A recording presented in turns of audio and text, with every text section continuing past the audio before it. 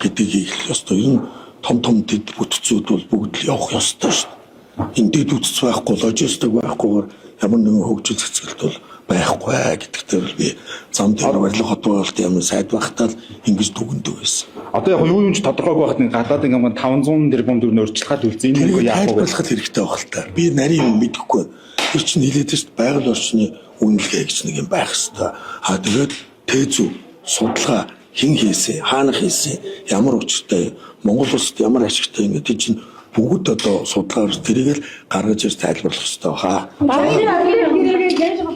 Бодийн гэрэг түр ороо байгаа асуудал гэж би хэлээд байгаа шүү дээ. Бүгдээ шалгацсан. Цагийн бүлгийн дарга дээр та юу юм бэ? Олон хороо шийдэх байна. Эхлээд үндэсний бодлогоор нөгөө гизэкэж их асуудал хэрэгцэх чинь та яг ямар хүн арч замын галтгойг байна гэж 27 оны ерөнхийлөгчийн сонгуул 28 оны улсын хурлын сонгуульд ядаж арчилсан нам олон голох ерөнхийлөгчийн сонгох ийм гинсэг байгаасаа л гэж чин сэтгэлээсээ бодож явдаг. Баярлалаа та дэмжиж байгаа. Дэмжээг бай. За.